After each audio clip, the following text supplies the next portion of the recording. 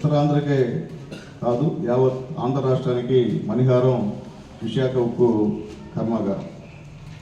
ఈ వేలాది మంది తెలుగోళ్ళు కలిసి విరోచితంగా పోరాటాలు త్యాగాలు చేసి సాధించుకున్నటువంటి ఈ విశాఖ స్టీల్ ప్లాంట్ ఈరోజు హాట్ టాపిక్గా మారింది. గత ప్రభుత్వంలో జగన్మోహన్ రెడ్డి గారు నేను విశాఖ స్టీల్ ప్లాంట్ చేస్తానని ఢిల్లీకి వెళ్ళి అక్కడికి వెళ్ళి నా కేసులు ఏం చేస్తారు, నా కేసులు తీస్తారా తీయరా అనేటువంటి మాటలు తప్ప ఎప్పుడు జగన్మోహన్ రెడ్డి గారు గత 5 సంవత్సరాలు ఇప్పుడు ఢిల్లీకి వెళ్ళినా ఈ రాష్ట్రానికి ఒక్క పైసా అయినా దేనికైనా సరే నిధులు ఏమైనా తీసుకొచ్చారా? మేము అవతం చెప్పలేదు. అదే మా నాయకుడు నారా చంద్రబాబు నాయుడు గారు ఎప్పుడు ఢిల్లీకి వెళ్ళినా మరుసటి రోజే ఒక తీపి కబురు కేంద్రం నుంచి ప్రధానమంత్రి మోడీ గారు, అది ఇప్పటి నుంచే కాదు, వాజ్పేయి గారు ప్రధానమంత్రిగా ఉన్నప్పటి నుంచి ముఖ్యమంత్రిగా నారా చంద్రబాబు నాయుడు ఎప్పుడు కేంద్రంకి వెళ్ళినా కానీ ఖచ్చితంగా మరుసటి రోజు భయంకరమైన కోట్లు వేల నిధులు తీసుకొచ్చేటువంటి పరిస్థితి ఉందని చెప్పి మేము ధైర్యంగా చెప్తున్నాం. అలాగే గతంలో ఎర్రనాయుడు గారు ఎంపీగా ఉన్నప్పుడు అప్పుడు కూడా ఈ విశాఖ స్టీల్ ప్లాంట్ కోసం కొన్ని కోట్ల రూపాయల నిధులు తీసుకొచ్చిన పరిస్థితి కూడా ఒకసారి గుర్తు చేస్తున్నాం.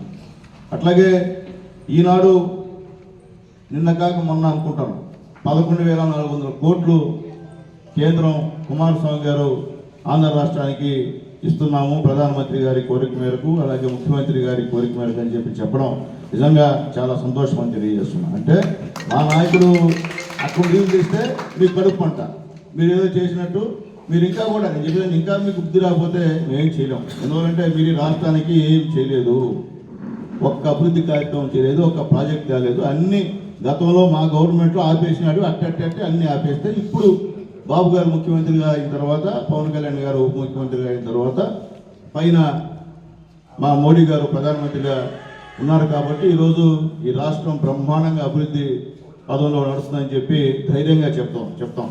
మీరు ఎన్ని చెప్పినా కానీ ప్రజలు మిమ్మల్ని నమ్మే పరిస్థితి లేదని చెప్పి నేను తెలియజేస్తున్నాను.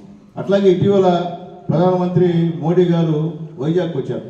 వైజాగ్ వచ్చినప్పుడు 2 లక్షల కోట్లు రైల్వే జోన్కి ప్రకటించాడంటే అది మన అదృష్టం, చంద్రబాబు నాయుడు గారు కృషి అని చెప్పి ధైర్యంగా చెప్తున్నాం. 2 లక్షల కోట్లు అంతా ఎంత కాదు రైల్వే జోన్కి. కాబట్టి మా నాయకుడితో, మా చంద్రబాబు నాయుడు గారు, మా పవన్ కళ్యాణ్తో మీరు ఎప్పుడు కూడా సమానం కాదు. మా వాళ్ళంతా అభివృద్ధి వైపే చూస్తారు తప్ప నాశనం చేసేదానికి మా వాళ్ళు ఉందని చెప్పి నేను తెలియజేస్తున్నాను. కాబట్టి మేము చెప్పేది ఒకటే, వైఎస్ఆర్సీపీ నాయకులకి మీరు గత 5 సంవత్సరంలో ఏమీ చేయలేదు. మీరు చేసినంత ఒకటే మా పైన కేసులు పెట్టడం, మమ్మల్ని చిత్రహింస చేయడం, నాన్ వెలుపుడు కేసులు పెట్టడం, కొట్టించడం, ఈ తప్ప మా ఆస్తులు లాక్కోవడం, ఈ తప్ప మీరేం చేయలేదు.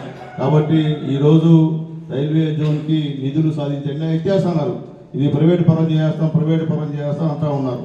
కానీ ఏమి లేకుండా అలాగే పురంధరేశ్వరి గారు ఆమె కూడా ధన్యవాదాలు తెలియజేస్తున్నాం. ఆమె కూడా దీనికోసం గట్టిగా పోరాడిన దాంట్లో సందేహం లేదని చెప్పి మేము తెలియజేస్తున్నాం. కాబట్టి ఇప్పటికైనా సరే వైఎస్ఆర్సీపీ నాయకులారా మీ ఇష్టప్రకారంగా అవాకులు చెవాకులు మాటలు మాట్లాడదు నాయన, తప్పు అది, ప్రజలు హర్షించరు నాయన, ప్రజలకు తెలుసు, అంతా చదువుకున్నోడు. కాబట్టి మీరు చెప్పే అబద్ధాలు ప్రజలు నమ్మే పరిస్థితి లేదని చెప్పి మరొకసారి తెలియజేస్తూ ఈ ఆంధ్ర రాష్ట్రానికి మణిహారం ఈ యొక్క విశాఖ కర్మాగారం అని చెప్పి మరొకసారి తెలియజేస్తూ మరొకసారి ఈ యొక్క నిధులు తీసుకొచ్చినటువంటి చంద్రబాబు నాయుడు గారికి అందరం కూడా హర్షధ్వానాలతో ధన్యవాదాలు ఆంధ్ర రాష్ట్ర చెప్పి కోరుకుంటూ నేను సెలవు తీసుకున్నా. ఓకేనా?